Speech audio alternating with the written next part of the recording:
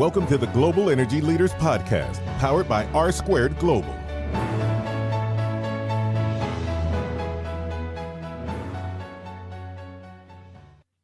Welcome to another edition of the Global Energy Leaders Podcast, episode 53. And today, let me tell you something. This is interesting, to say the least. We bring on Professor Paul Sullivan, and you need to go read his bio. He's got all kinds of stuff going on. He's at Georgetown and NDU and all this stuff. So go check out his bio at globalenergymedia.com, where you can find the full show notes page. Obviously, it's in iTunes and Google Play and everywhere else. But look, I'm not going to talk very long today. This is a very deep topic that he gets into, and he really brings some light about what's going on in the Middle East and how it pertains to energy and some connections there and some stuff that you may be aware of and you may not be aware of. We go a little long, so I'm no outro today. So when we get through with him, we'll just cue up our standard outro and we'll get out of here for you. But really enjoyed the discussion with Professor Sullivan. Again, check out the show notes. You can connect with him on LinkedIn, and we're going to have you on in just a few more episodes to talk about Japan, and hopefully, again, to come back on and to clarify some of this stuff, because it's so deep and integral that it's really kind of hard to kind of fully understand all of what he talks about, because he knows so much, right? And someone like myself who studies this stuff, but not nearly at the level he does, it's really good to have him come on 2, 3, 4 times, hopefully, and break this down for us, especially as this situation develops. So here's my interview with Professor Paul Sullivan. Professor Sullivan, thank you so much for joining us today. How are you doing? Oh, I'm doing fine. Thank you. Okay, well, you can't turn on the news, it seems, without discussion of Russia, Middle East, Qatar's recently in the news. Can you kind of set the table of why this is always in the news cycle, it seems like, and where did it start at, and how did we get to where we're at today? Well, let's just focus on the Qatar problem with the rest of the Arab world, pretty much. For many years, Qatar has been supporting the Muslim Brotherhood, and also they have Taliban collection people in Doha, and they've been supporting other rather nefarious groups, including Hamas. And finally, the rest of the GCC got fed up with them when the following happened. And it really had little to do with the so-called hack of the web page of the Qatari foreign minister. It had to do with the Qataris paying certain Shia militias and groups associated with Al-Qaeda and Iran $1 billion to release 26 members of the royal Qatari family who were taken hostage in southern Iraq while they were falcon hunting.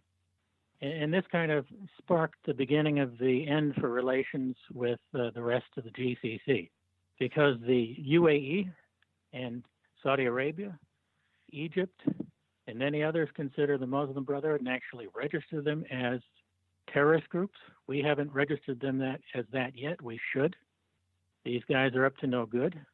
And also giving $1 billion to Iran, Saudi Arabia, UAE, and many other countries in the region think of Iran as their mortal enemy, almost an existential enemy. And this really shouldn't have come as much of a surprise to the people who know about the region once they connected the dots on the hostage issue and also the problems over many years. This has been building. It's not like it hasn't been there. The Russians are taking a back seat on this rather cleverly. The Turks are not, and this could bring real danger to the situation. They're sending food, which is kind of a good thing because they're helping out the regular Qatari people, even though they're some of the richest people on the planet.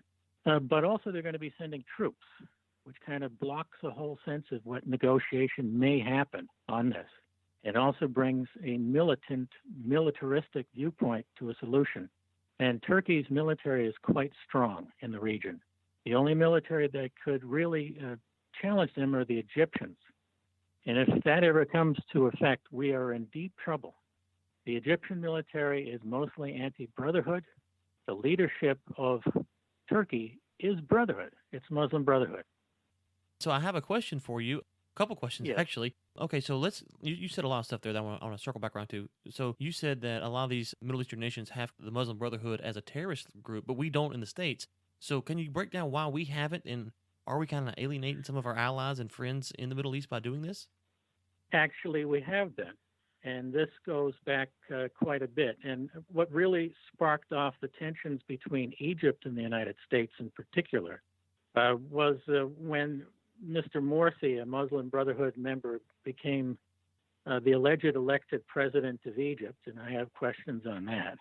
And the Obama administration started to warm up to him almost immediately, whereas most Egyptians have a real problem with the Muslim Brotherhood. And certainly when the Brotherhood was summarily tossed out of leadership in 2013, we essentially stopped our funding to the Egyptian military for a while, which was a pretty bad move, because what's saving the entire region from complete and utter chaos right now is the Egyptian military. And that contradicts a lot of what you read in the newspapers. And by the way, most of what you read in the newspapers is done on little research and little knowledge and lots of print.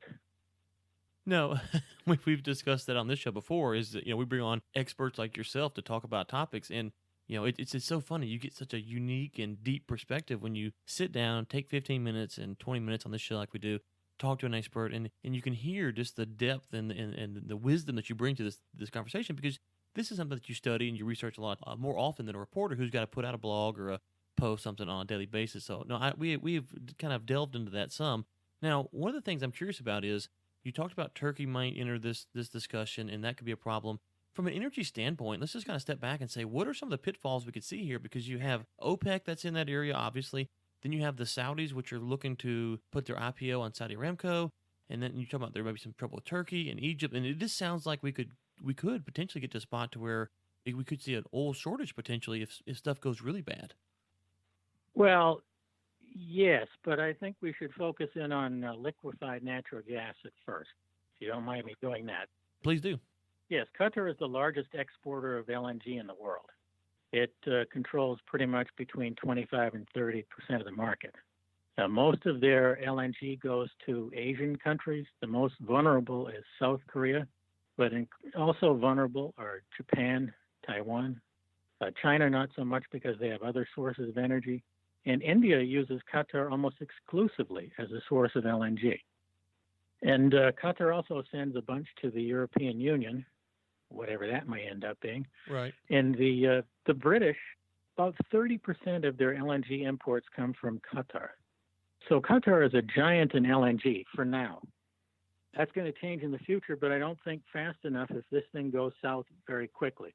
There was something that happened last week that kind of jolted me out of thinking about a different direction of this. 2 Qatari LNG tankers turned around off of Yemen. They were to go through the Bab el-Mandab off of Yemen, through the Red Sea and the Suez Canal onto Europe. And that also jolted the UK, because these ships, as I understand it, were heading to the UK and other places to offload. Wasn't really sure where they were going. But, this sort of thing can happen even more strenuously if the Suez Canal is essentially shut down for Qatari traffic. Let me hop in real quick there. Explain the importance of that canal to our listeners who may not know. Oh, that canal is hugely important, but also it's connected with other choke points. Let's start with Qatar. Let's say we have LNG ship or an oil ship leaving Qatar. Qatar is not a big oil producer. It's about 500 to 600,000 barrels a day compared to Saudi Arabia, 10 plus. But let's say it leaves port and it heads, let's say, to the east, southeast, and it has to go through a place called the Straits of Hormuz. 15 to 17 million barrels of oil go through this tiny straits every single day. And that canal that it goes through is about 2 kilometers wide, less than 2 miles. Yeah, not very big. No, it's not very big, and also it's a chaotic place, often with aircraft carriers, gunships, container traffic, LNG ships, oil ships, all going back and forth. Mistakes can be made. But just remember the 15 to 17 million barrels going through. Why is this important? Because in the entire world, there are only 92. Right. 15 to 17 are cut off or slowed down, or there's a psychological effect. Price of oil shoots up. And as I understand it also, because it is very narrow, if a ship were to get attacked and sunk in the channel, it could really delay production for a long period of time. Well, it won't delay production. I'm sorry, not production, shipping. Yeah, sorry. And about 45 to 50% of all oil traded is traded via ship. That's another important point to know. Now, let's say the ship gets through the Straits of Hormuz, and then what it does is it cuts around Oman. Actually, one side of the Straits is Oman, and the other side is Iran. which is another thing we'll talk about. And then you go around Oman, then you go around Yemen to the Bab el-Mandab, and people listening to this, they can just bring out maps and see where this is going. Then you enter the Red Sea.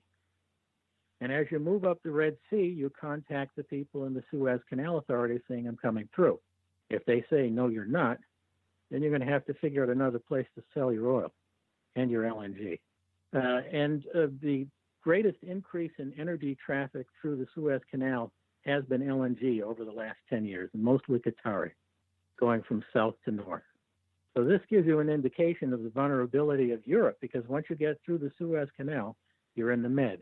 So you're free. You're outside of this exclusion zone and the sanctions imposed on Qatar. The problem really is for the LNG ship, the Straits of Hormuz, the Bab el-Mandab, and the Suez Canal, so long as the sanctions are on. Okay, so let's talk about those ships that turned around. You said these ships caught your attention. They were going. They turned around. Kind of what happened there? And then the follow-up to that would be is, well, here in the U.S., we have so much natural gas. Could we fill that void if something did go south like that? Absolutely. No one's really sure what happened with those ships. There's one thing about the oil and natural gas industry, a lot of shadows. A lot of shadows. Right. And it could be because they were turned around. I'm saying could be. This is speculation. The company involved simply resold that stuff to an Asian buyer in a half an hour. Spot prices and spot contracts are happening more regularly. And this situation with Qatar may push more spot market development because, frankly, people don't want to have to deal with these kind of restrictions. Now, getting back to the U.S. LNG, right now we only have one exporting port, and that's Cheniere and Sabine Port in Louisiana, and they have certain limitations. Yes, we could fill in the gap somewhat of what Qatar is exporting to the Europeans, but also the Japanese and the Asians would want our LNG. It depends on the price. Now, in this country, we don't have a national oil or a national LNG company. So the companies decide to send their oil and LNG according to what's most profitable. It's not like the president stands up and says, send it to the UK. Right. If it ever gets to that, that means that we're probably at a major war. And I doubt that's going to happen just yet. I hope not anyway.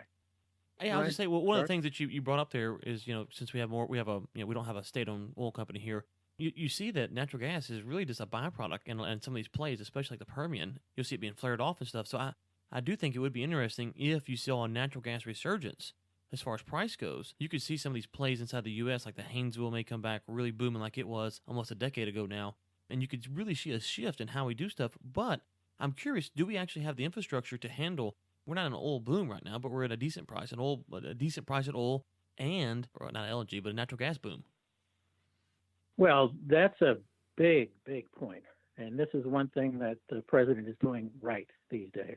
And that is trying to push more pipeline systems. We are lacking those pipeline systems. For natural gas, most particularly connecting the Northeast to the fields in Pennsylvania. And also there are pipelines trying to get through in West Virginia and Virginia. It was very difficult to get pipelines down over the last few years, even though many were put down. I guess the most known example of that is the XL pipeline. That's the Canadian oil heading down toward our direction. The infrastructure that we're lacking to get involved in this international trade, however, is liquefaction capacity and the shipping and the port. These things cost tens of billions of dollars to set up. I think the Sabine gas facility for Cheniere cost them, the last time I checked, $35 billion. This is not for thin pockets. But also, natural gas is not a global market yet. It's a regional market.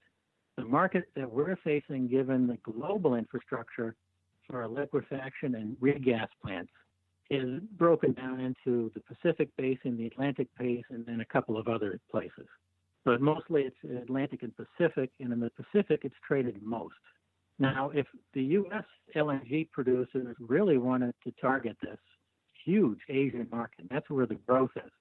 The smart thing would be to put an LNG export facility on the West Coast. Good luck with that one politically. Yeah, it sounds great, but not going to happen.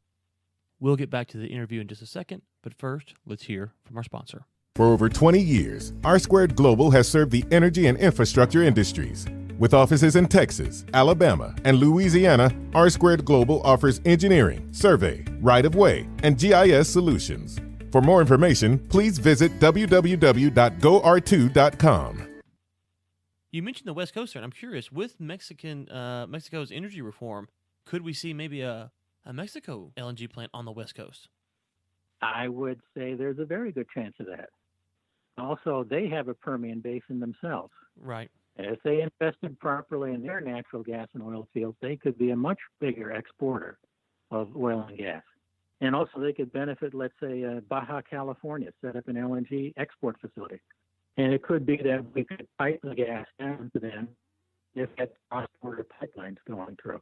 The Mexican reform is a lot less reform than some people might think it is. It's going to take some time because there's a lot of political pushback.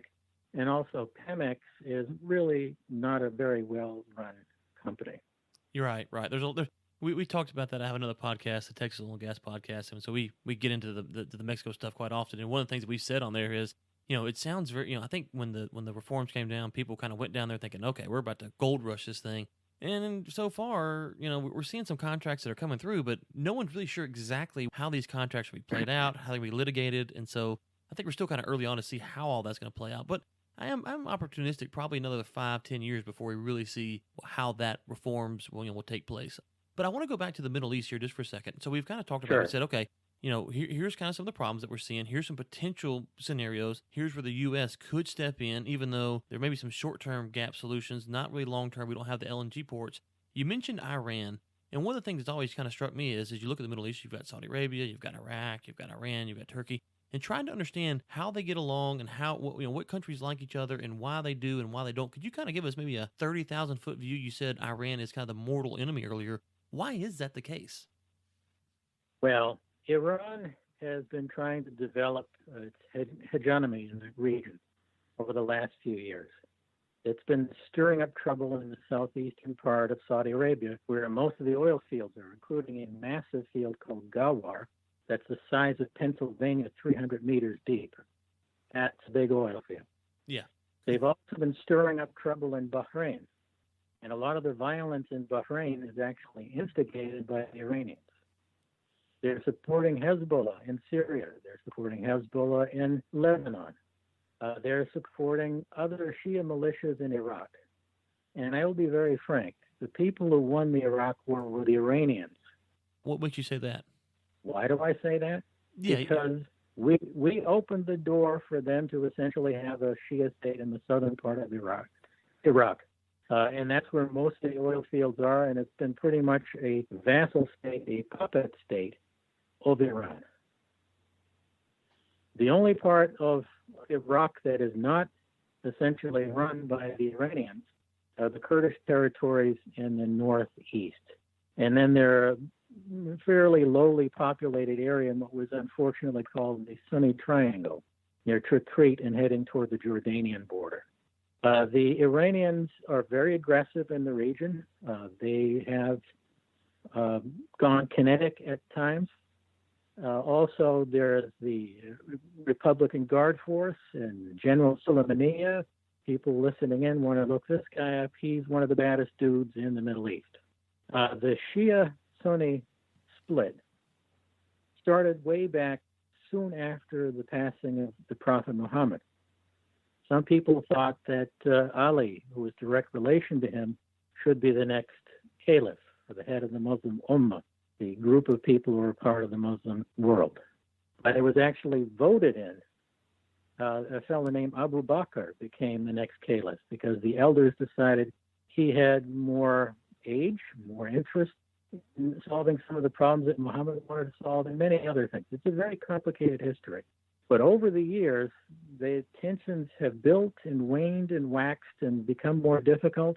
And what we're looking at now is what is sometimes called a fitna, which is kind of chaos.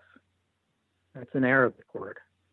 Whereas tensions are as bad as they've ever been. And one thing that drove this to go in this direction was the 1979 revolution in Iran and the installation of the Ayatollah Khomeini as the head of that as a religious leader, something called the Wilayat al-Fiqh, which means he was all-powerful. And oddly enough, I hope I'm not boring you with this. No, I'm just letting you speak. I want to soak it in.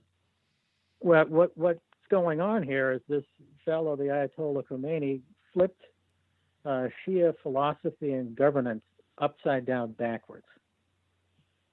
For centuries, the religious leadership, the ulama, the ayatollahs, and others of that same sort of group were supposed to be outside of government because the understanding was government is necessarily corrupt until the Mahdi returns. And the Mahdi, when he returns, it's the second coming. Jesus returns and all hell breaks loose. It's the Islamic version of Revelations. Real quick, let me just kind of make sure I'm tracking along here. So there's a couple things. One, we have this religious divide that's going on here that kind of sets different trajectories on how they see the world. And then on top of that, if I understood your point about Iraq and Iran earlier, is essentially Iran expanded its borders into Iraq without ever formally claiming it, but they've basically done it just because of the way that the war turned out and how the certain group of Muslims are in Iraq now. They basically control a large portion of Iraq without going to war or fighting over it. Is that kind of a summary view of what you're saying? That's about what happened, yes. Yeah, that's about what happened. That's one of the reasons why many, particularly the Saudis, are not happy with us. And in some of my visits to the region, while this was all going on, I was at 2 o'clock, 3 o'clock in the morning. That's when meetings happen often. And people would regularly turn to me and say, why did you hand this over to our enemy? Yeah, I can see that. That was a shocker. I'm just a professor. I didn't have anything to do with it. Right, they were calling you. I could see this happening now. And I'll be very blunt. I considered the Iraq War to be a mistake to begin with because of my knowledge of the country and the region, and I wasn't really sure of the purpose of it. I'm still not sure of the purpose of it, but I do know what the results are, and that is that Iran is more powerful, and it's building what is now called the Shia Crescent, all the way from Iran up into Iraq, into Syria, all the way to Lebanon. And the Sunni consider this a threat to them. Well, let me ask you this, because one of the things that we see when we talk about the Middle East, obviously, the debate for protecting oil and energy assets and stuff like that always comes into play. But there's also people who say, okay, well, America has historically sided with the Saudis too much, and maybe it was time just to kind of let the Middle East figure out what's going on over there. So if Iran takes a day, or Iraq takes a day, or Saudi Arabia takes a day, whatever, but maybe U.S. should just kind of step back and let it play out there, because it seems like, as you mentioned with the Iraq War, we put our hands in different spots, and none of it ever comes out to the U.S.'s benefit or anybody's benefit, really. Well, part of the problem is not all, but a lot of the people who make these decisions, and of course I'm speaking on my own as a U.S. citizen now, right? Not as a professor at NDU or Georgetown. Now, all opinions are mine alone. Let's keep that in there. We got that in there. They don't know the data. I got calls from senior leaders as this thing was building up, asking me questions like, is it true that Iraq is 70% Sunni? Yeah, of course not. They should know that, huh? They didn't know they didn't know the basics. Right. But they did know that they were already winding up to war. And as I was once told, Dr. Sullivan, the train is out of the station and you can't stop it. Well, and one of the things that you mentioned, you said, I think that a lot of people now today, whether you're for the Iraq War when it happened or not, I think most people today are like, okay, you know what, we don't really understand what happened there, but it's really kind of more of a, like you say, looking back now, we're all kind of confused on what was going on there. No matter where you were before the war started, I'm not sure if anybody today that looks back goes, well, that was a good decision. It seems like we've kind of not really sure what to do with that situation. We have to be sure of our decision. And let's get back to the present day. Okay.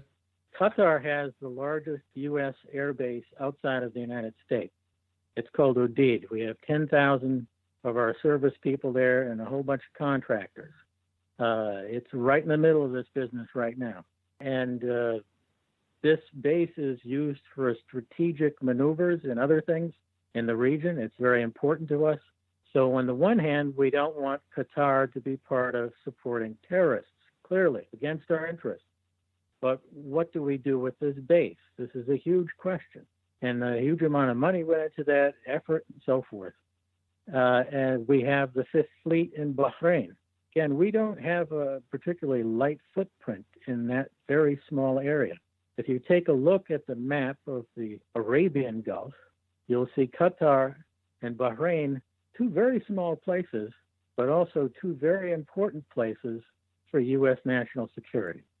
And what's going on now should get our people in Washington quite nervous, because there is a possibility if Iran gets closer to Qatar and Turkey sends in the troops, that this could all go up into flames like World War I. And I'm not kidding.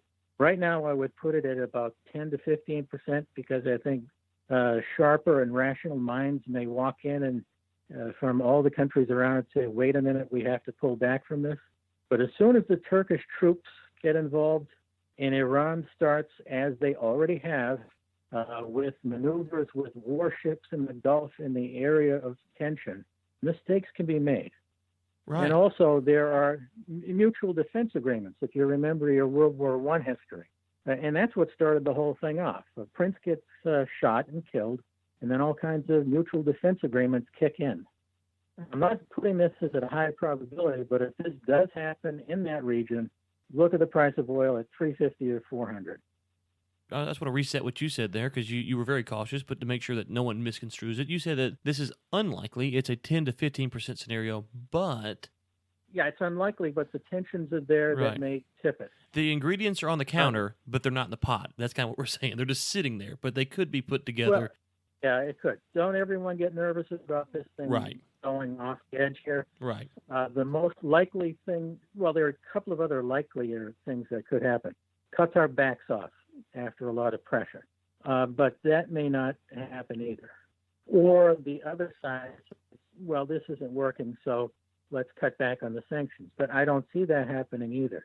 What we'll probably see is a bouncing around of negotiations and tensions and ratcheting up tensions and all kinds of innuendos and arguments. And there could be very harshly voiced things. The United States getting involved in this right now, if we're going to do that, we better do that with people who know what they're doing and know the region. And also, we need to give not mixed messages.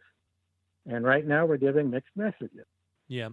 You may know about that. The president says one thing one day, he says another thing the other day, and then the Secretary of State says something kind of in the middle and contradictory, and then the Secretary of Defense says something else. Yeah, no, that's one of the problems that even on some of the biggest Trump supporters I'm aware of, that they're frustrated with the fact that, okay, he says something and then maybe he goes on and tweets on Twitter something else, and it's just like, okay, just be consistent so we kind of understand what's going on here.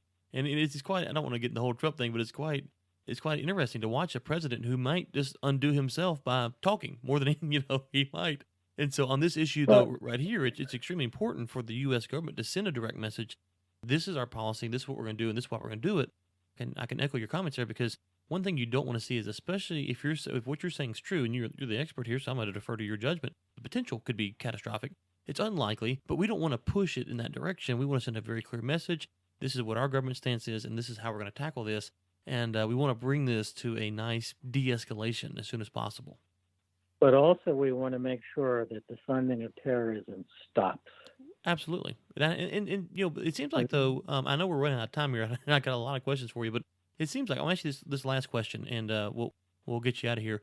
It seems like, though, as far as that base, since it's so strategic for us, we're kind of in a bad spot, because we can't shut down the base, because that would lose a lot of leverage that we have in the area. And so what do we do? What is the best option to keep that base viable and to make sure that we're putting pressure, as you say, that we need to put onto Qatar?